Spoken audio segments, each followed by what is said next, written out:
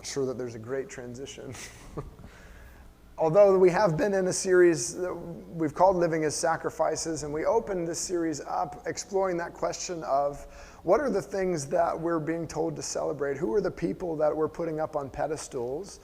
Because there's a general principle that what gets celebrated gets repeated. So if somebody's doing a good job, you want to tell them that they're doing a good job so that they do a good job again, usually. And it's the idea, I think, of giving the carrot rather than the stick is kind of the idea. So we ask the question, like, who are the people that our culture is celebrating right now? And are those the kinds of things that we want to be repeated in our lives? Do we want to be people who are celebrated for self-actualization and fulfilling all of of who we are in our own self? Or do we want to celebrate those who lay down their lives for the benefit of others? Because that seems to me, as we've been studying together, the call that Jesus has on our life, that we would lay down our lives for one another as he has laid down his life for us, right? Yep, maybe? Okay, all right. So, that's what we've been basing this off of these, just a couple of verses, but I think we could probably spend our whole lives unpacking them out of Romans chapter 12 and verses 1 and 2. He says, I appeal to you therefore, brothers, by the mercies of God, to present your bodies as a living sacrifice, holy and acceptable to God, which is your spiritual worship. Do not be conformed to this world, but be transformed by the renewal of your mind, that by testing you may discern what is the will of God, what is good and acceptable and perfect. So present your bodies, present your whole selves as a living sacrifice, that we can, honor God. And as we've gone through, let me just give you a recap of where we've been, because this series has been really practical. And I hope that in the course of our conversations, you've heard a little bit of the heartbeat of it. Because I think sometimes we can get this idea of if we come to church, then all they really want me to do is like to read my Bible and have quiet time in the morning. And they want me to come on Sunday morning.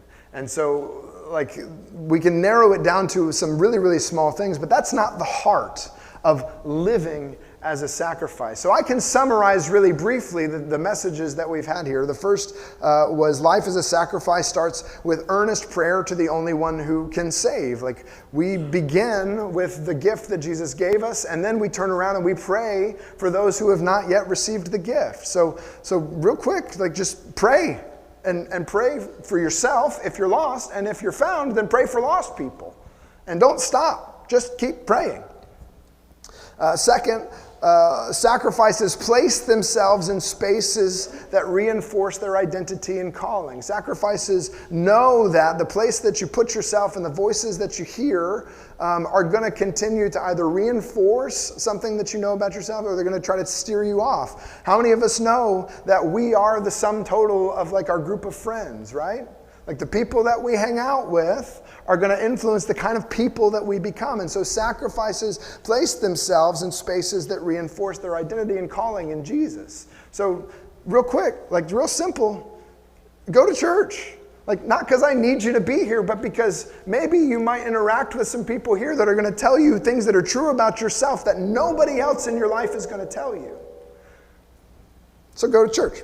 Third, sacrifices live in service to others with others. And this is that idea of serving, of actually taking the gifts and the resources and the abilities and putting them to use for God's kingdom. Find some people.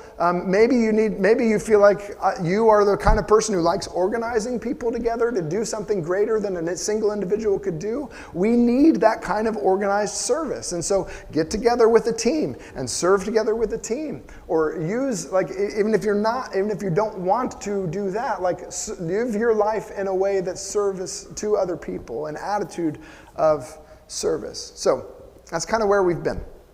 Does that make sense? And so let me just get it out of the way, because I think some of you know me well enough to know that it's not my favorite thing to do. And I can probably count on this many fingers the number of sermons that I've preached. But today, a real simple point is like you should be giving your money away, right? So that's what we're going to talk about. Sorry, not sorry. Because there's this weird thing that we get about finances where we think like, no, nobody should tell me what to do. And you know why we feel that way? It's real simple. is because our finances have a way of illustrating our values. Like if you want to know the things that are important to you, pull up what you've spent money on over the last month. I care a lot about not being in the rain. And a significant amount of my money goes towards a house. Is that selfish? Probably. I share it with my kids though, so I feel like I can write that off, right? That was supposed to be funnier. I'm sorry. Let's pray. It's our habit together to pray the disciples' prayer. So I'd encourage you to pray together with me. You can pray out loud if you'd like to, but at the very least, let's bow our hearts and let's pray together.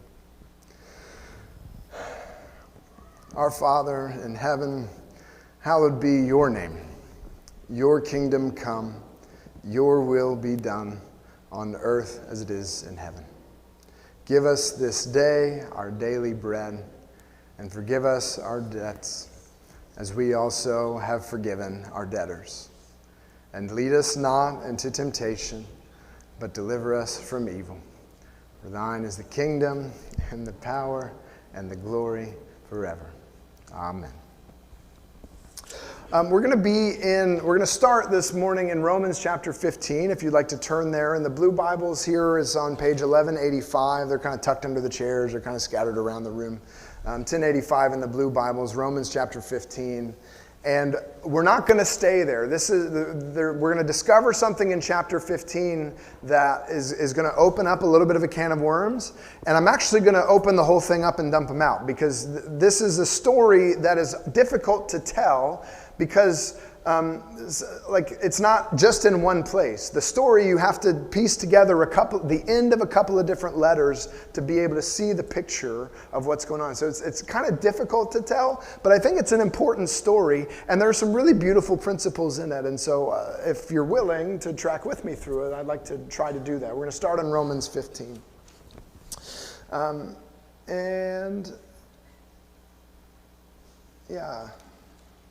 There was a verse here at the beginning that I thought about this morning that I'm not going to read now. Okay, so we're going to be in Romans 15. We're going to start in verse 22. And here, Paul is moving the close of his letter. Remember, he's written this letter to people that he's never known before. He's never visited with them, which is good for us because he's explained a whole lot of theological stuff that he probably would have explained to them if he would have been in person. But since he's never met them, he explains a whole bunch of stuff, which is really, really great. And now he's closing out and saying, hey guys, I want to come and hang out with you. I just haven't been able to do it yet because I've had this project on my books. And I just want to tell you about this project that's been going on. So read with me in Romans 15, verse 22. It says, this is the reason why I've so often been hindered from coming to you. But now since I no longer have any room for work in these regions, and since I have longed for many years to come to you, I hope to see you in passing as I go to Spain, and to be helped on my journey there by you, once I have enjoyed your company for a while.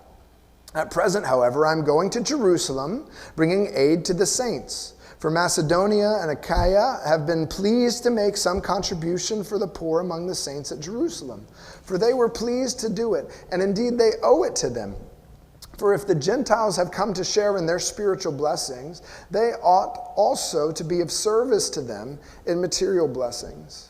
When therefore I have completed this and have delivered to them what has been collected, I will leave for Spain by way of you. I know that when I come to you, I will come in the fullness of the blessing of Christ.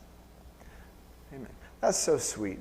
I love this because if you can zoom out a little bit, let me just give you spoilers. He is going to stop by Rome on his way to Spain, but he's going to do it in chains. He's on his way to Jerusalem, and he's going to be arrested in Jerusalem, and he's going to get to Rome by appealing to Caesar. He's going to do what he set out to do, but not in the way that I think he meant to do it initially, right? So Paul's got some stuff that's getting ready to go down, and it's lovely to see that he is just as ignorant as I am about what's going to happen tomorrow. That's kind of encouraging, right? I like to think that I know what I'm going to do. And then I get to the day and I'm like, this is not what I thought that I was going to do. Why is there so much water in the roastery today? So He says, okay, here's the work, here's what's delayed me. I've had this project, I've been taking up this collection, and it's hindered me, and now I don't have any more room for work in these regions. And he had just said in verse 20 that his purpose as an apostle, the thing that he had made his life about, was preaching the gospel to people where Jesus had not been named yet. He wanted to take the name of Jesus and introduce people to Jesus who had not heard it, which means that Paul would not have planted a church in Florida or Georgia, because people everywhere know Jesus, like he's their favorite curse word. But Paul wanted to go to places where they'd never heard the name of Jesus so that he could start churches. He says, I've done everything I can do. Everybody's kind of familiar. There's a cultural understanding of who Jesus is. And I've raised up elders, and I'm going to leave now. I'm out of work here. But I have this project of collection. Now, if you're like me, you're like, oh, sure. The preacher's going to play this off like collecting is a job, right? Like what actual work goes into collection, right? Is this just me? I'm the only cynical one here this morning? Yeah? Oh, okay. Well, welcome to my cynicism. Think about it just for a moment, because we've got these we've got these professionals who like handle money, and they've got these clever little like devices called armored trucks. But this is a time where if somebody gave you money, they were giving you probably cash money, probably coins, all right? And you have to figure out a way to store coins. And you can only carry so many coins in your pocket before your pants start falling off. So you've got to have a place to store these things. And the more that you collect, the bigger the vessel becomes. This isn't like digital currency. It's physical, tangible money. We used to print money and stamp metal things, and that was your money. It wasn't the plastic thing. I'm just telling the youth. They don't know. Oh, have you seen that? Have you seen that? Okay, cool. So there is a thing of like, now I've got a box full of money. And you know what can happen with a box full of money? Someone to whom the money does not belong can walk in and take the box full of money. So I can imagine that as the box increases in size, as the collection increases in size, so does the stress level of having a bunch of money. Now, put it on a cart and drive it through the open country, down a road where everybody knows where the roads are, right? Okay, so there's work in collecting up money and transporting it from one place to the other, to another place in the Roman world. Like, can we at least give Paul that? He took on more responsibility than I would be willing to take on. Because I don't even know, like I don't count the money. I don't like being in the room with the money. I like to make sure the money is locked away from any access that I have. And Paul's like, I've taken on the responsibility of making sure that all of this stuff gets collected and delivered to where it's supposed to go. Now, he has wisdom. He builds a team around him. We're going to see where you can see other places where they appointed certain people to help him with the task. But that's the work that he's been doing. I've been collecting this money. So, from Macedonia, there are some cities in Macedonia that show up in the biblical text: Iconium, Antioch, Lystra, and Derbe. Or no, I read the wrong thing. I'm looking at the wrong part of my notes. Thessalonica, we've heard of the Thessalonians, right? And Philippi, and Berea, and then there were 4 other cities that are all kind of in that region. These folks have gathered up and collected money they want to send to Jerusalem. And in Achaia, that's where Corinth actually is. So these are his neighbors. I'm not just coming to collect money from, or that's where Corinth is. That's where he's writing. I'm here collecting money from Corinth and Athens and Cenchrea, which is not a name of the city that I know, but I know the name of the person from there, Phoebe. Phoebe came from the city of Cenchrea. Okay. I don't know that any of that's helpful. This is a collection for Jews in Jerusalem. Now, I'm going to read between the lines a little bit, because when Jesus started his church in Acts chapter 2, everybody was real excited about Jesus, and they started holding everything in common. They started like selling off all of their personal property, and all of what's mine is yours and yours is mine. I'm going to read in between the lines a little bit and say that didn't actually work well, because the next time we hear about the Jews in Jerusalem, everybody's collecting money for the poor. So there's something about if you put sinful human beings and tell them to share nicely, that only can go so far. Like we have to have some kind of mutual accountability. So now there's a collection that's being sent. The Jews in Jerusalem really need help. It's either that, or it's related to the fact that there was persecution of the Jews at this time. Like, people who trusted in Jesus were not supposed to be around. So there's heavy persecution from within and without. They've already liquidated their personal property, so they kind of have created it's a storm of things that are going on. And the other churches, listen to this. This is astonishing. The other churches are not looking back and going, ha, ha, ha. They got those budget meetings. I've been in those meetings. Yeah, oh man, it's going to get messy. I hope it all plays out. No, what do? They take up offering and they put money in a box and they send it with Paul to take it to them. It's almost as like we're on the same team. And that if one part of the church suffers, the whole church suffers. Like imagine if churches operated in that way today. Imagine if we could hold God's gifts with open hands and we could collaborate rather than compete with one another. If we could hear of another congregation having budget problems, that we would say, here's a box of money. How can we help you figure out how to spend it well to keep the mission of Jesus moving forward? Just a crazy thought. I'm sorry. Forgive me. The question is this, though. How do we define true blessings? Because the people that he's collecting money from have a Gentile background. They were not connected to the Old Testament. They were not connected to the Hebrew Scriptures. And they said, we have received a spiritual blessing by being grafted into, in some manner, the spiritual people of God. And that came as a blessing through the Jewish people. And so we feel like we have received a blessing. We're just going to give them some money. And I don't know if they consider the money to be a blessing or if they just consider the spiritual blessing to be a blessing. But here we go. And the question for me becomes, how do we define true blessings? How do we define true blessings? What are the gifts that we receive from God? I think we can be in the habit of coming to church on Sunday and expecting that God is going to bless us through Christ and not realize that that itself was a gift and a blessing. We can be so familiar with what God has done that we lose the intimacy of the gratitude. How do we define true blessings?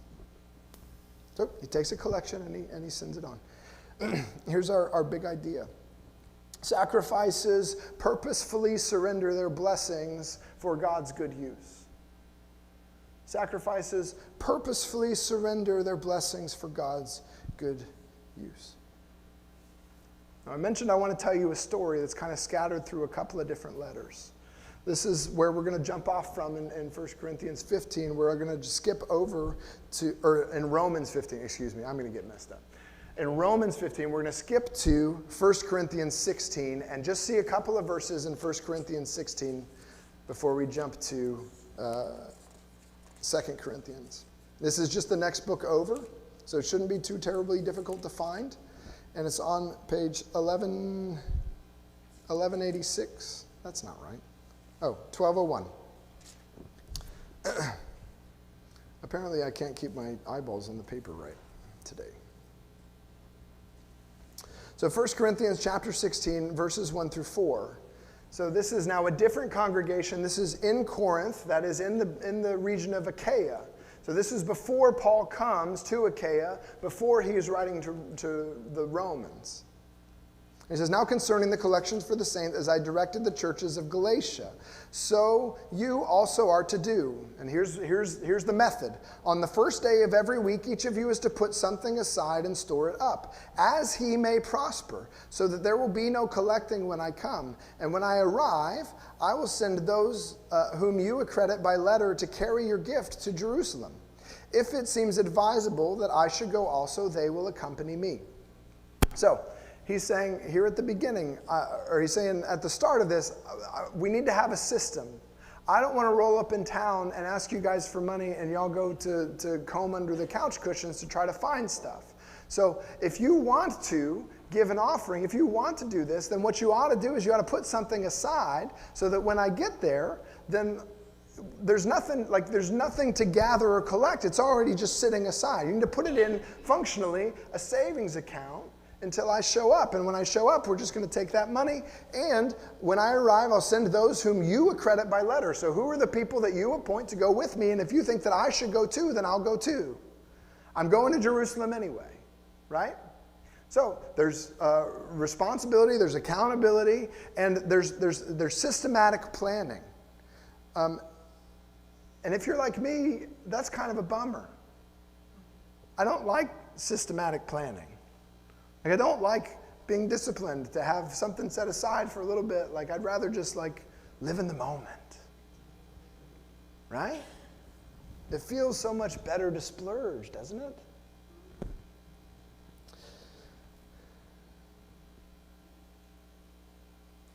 But systems for spiritual disciplines do not negate the work of the Holy Spirit.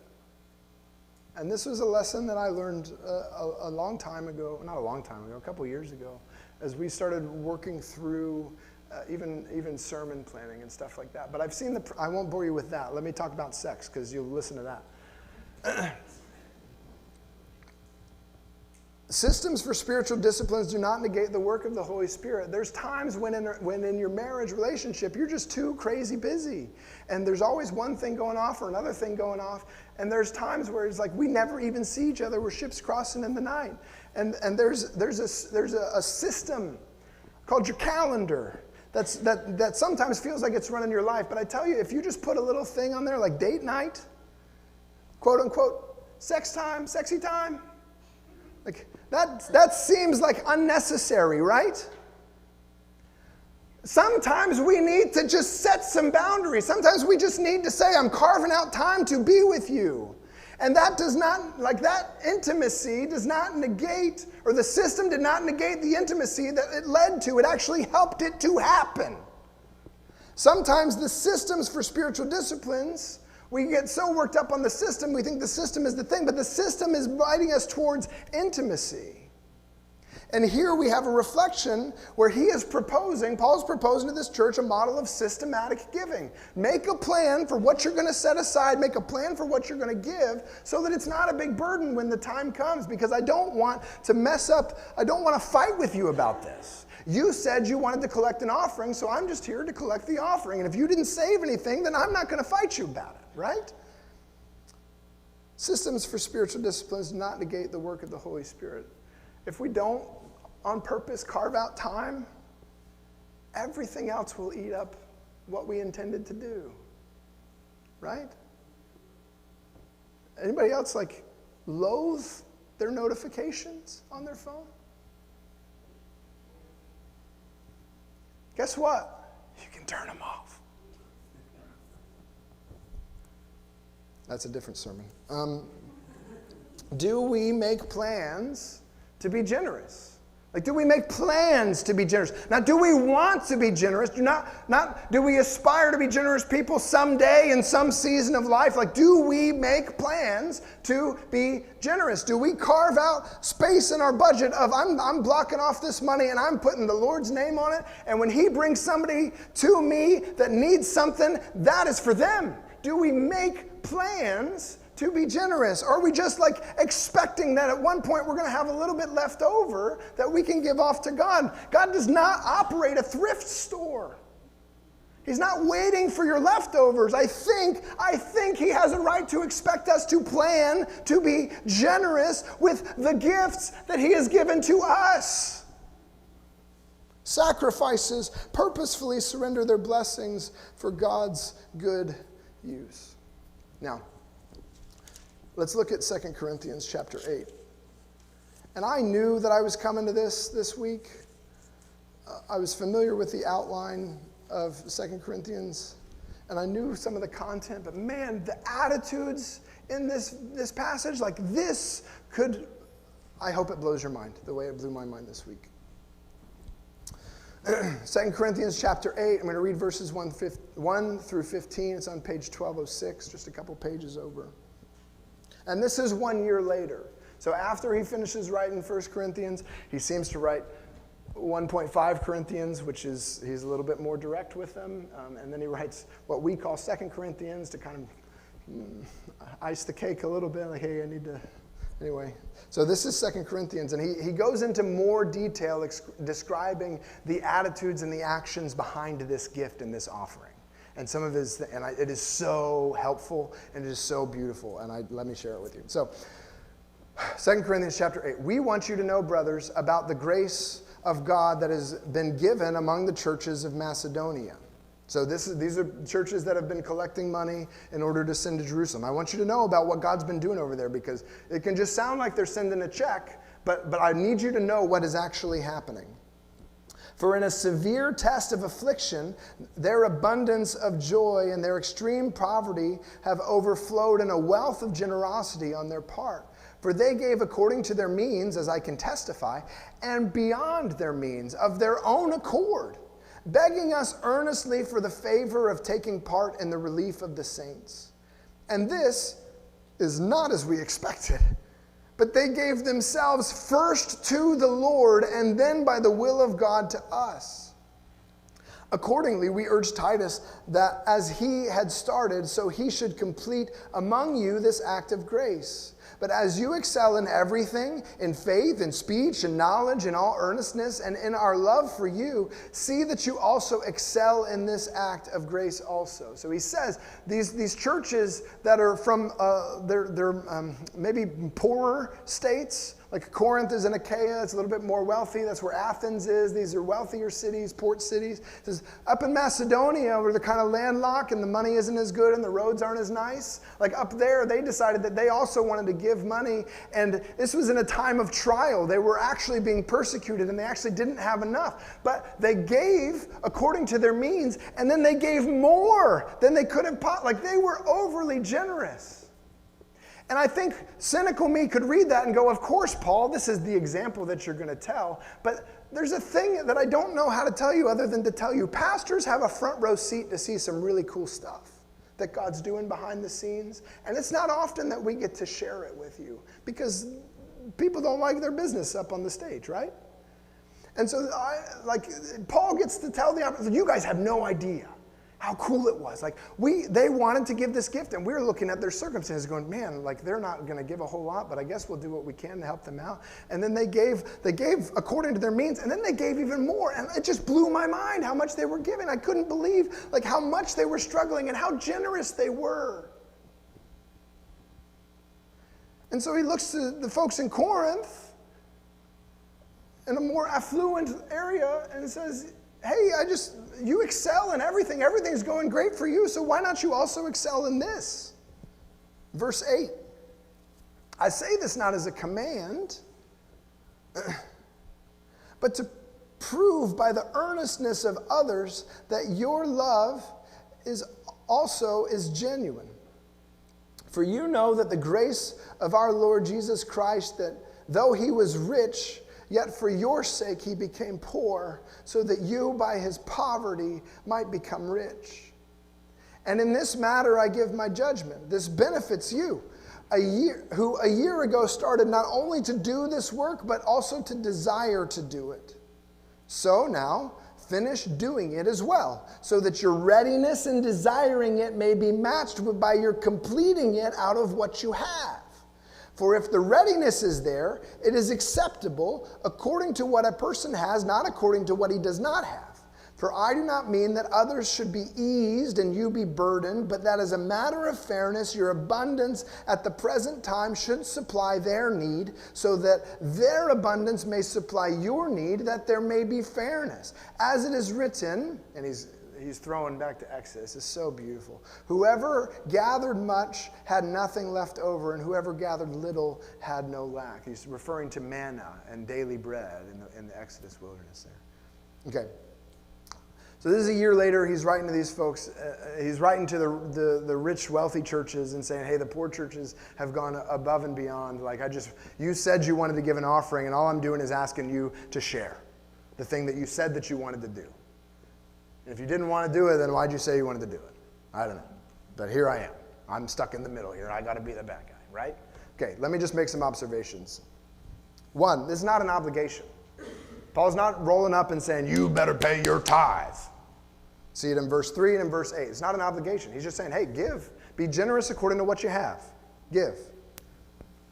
If you're interested in like the concept of tithe, like it's actually a very complicated system. 10% is an oversimplification of the system that was there.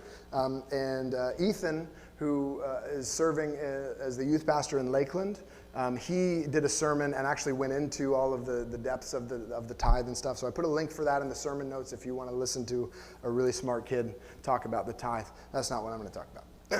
Okay, so it's not an obligation. It's not a tithe. This isn't a tax that he's exacting from them. Second, it's according to the means of God's provision, not a percentage. It says, if God's blessed you, if God's given you money, then be generous with what he's given you. He even goes out to say, I'm not asking you to give what you do not have. Just give according to what God has given you. Be generous in how God's leading you. Giving is a source of blessing. He says it twice in verse 4 and in verse 10. I'm asking you to give so that you might be blessed. Generosity is an expression of genuine love, he says in verse 9. And sometimes we need help to follow through with what we planned. I'm just reminding you of what you said you wanted to do. Sometimes we need help to follow through with what we planned in verses 6 through 7 and verse 11. And this is the big one. This is the thing that I think makes all the difference. And if you haven't heard anything else, then I want you to hear this. Submitted to Jesus and guided by him. Submitted to Jesus and guided by him. Where's verse 5? And this was not as we expected, but they gave themselves first to the Lord. They gave themselves first to the Lord. They put Jesus first, and Jesus was the one who guided and directed their giving. And that makes all the difference. If Corinth gets up on their high horse and say, well, if they can give that much, then we can give that much plus 10% more just to show that we're superior. Like, no, that's not what I'm asking you to do. I'm asking you to submit yourselves first to the Lord. Come to Jesus. Put him first. Acknowledge that everything you have is from him, and then give out of what he's blessed you with. Whatever that is, a little or a lot, I'm not counting. Just give and be blessed. Submitted to Jesus and guided by him. For you know, verse 9, the grace of our Lord Jesus, that though he was rich, yet for your sake he became poor, so that you by his poverty might become rich. God doesn't need your money. God doesn't need your time or your resources or anything like that. We read it together. Don't miss it. The earth is the Lord's, and the fullness thereof. He's already got it. If you think you own your car, he can take away your eyesight, and what good is it then? We think we own our stuff. But the earth is the Lord's and the fullness thereof, the world and those who dwell therein. We are part of the possession. For he has founded it upon the seas and established it upon the rivers. And here, I think, shapes the whole of this series, that we submit ourselves first to Christ. We know that we are inhabitants of his world. We're playing his game by his rules. And so we submit our lives as living sacrifices. And we can worship him, hear this, we can worship him in every moment, in every place. I hope that you've not listened to this series and thought, man, Mike just really wants people to come to church, and Mike just really wants people to give money like that.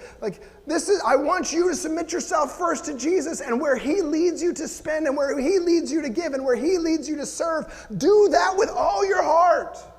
I hope that some of you choose to serve with Neighborhood Church. We've got a partnering class tonight. We can talk about what that looks like, but that's not my goal in life.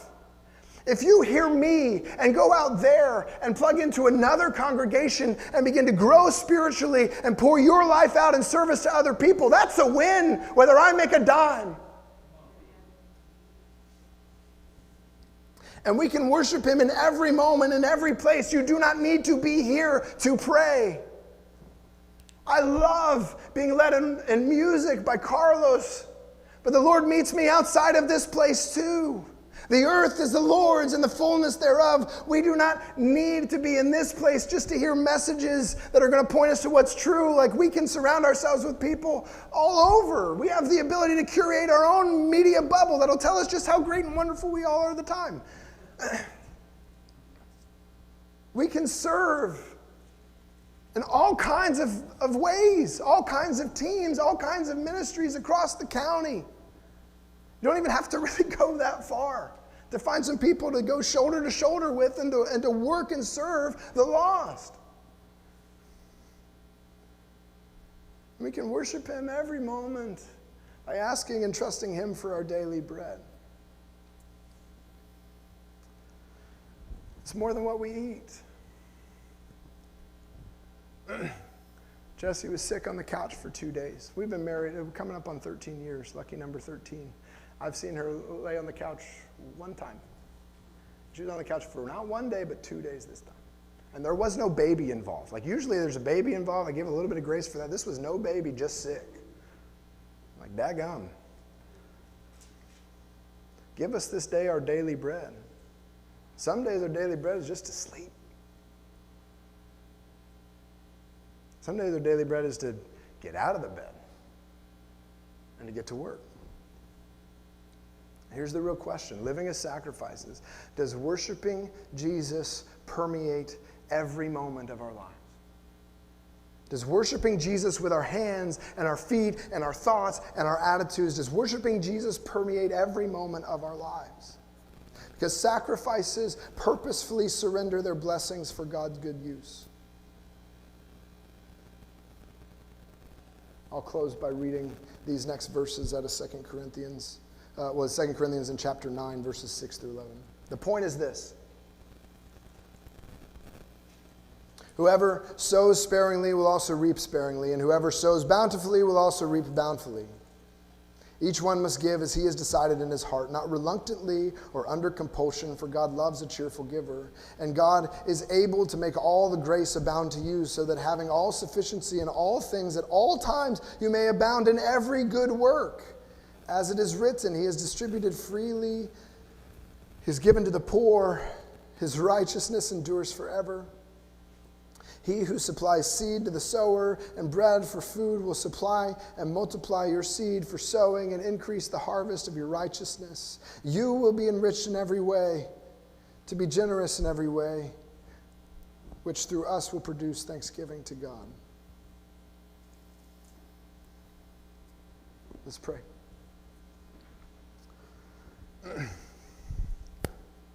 Lord, I know sometimes we can be tricked into thinking we can manipulate you, into thinking that there's some kind of calculus where we can give enough to get the kind of blessing that we want, and you don't play that game. So Lord, in our hearts as we wrestle with this, God, I pray that you would help us to wrestle well with it.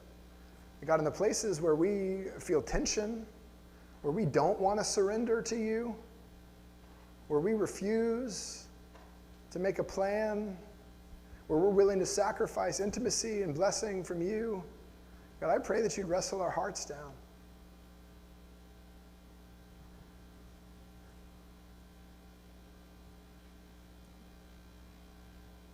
These verses here say that you love a cheerful giver, and God, I give a lot, but not always cheerfully. And I want to be a blessing to you, so would you change my heart? Would you give me your eyes that I might see the ways that you have enriched me and the ways that I might be able to use that in good service to you?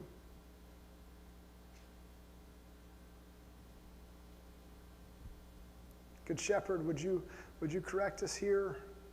Would you encourage us here? Would you have your way in us this day? It's in your name we pray. Amen.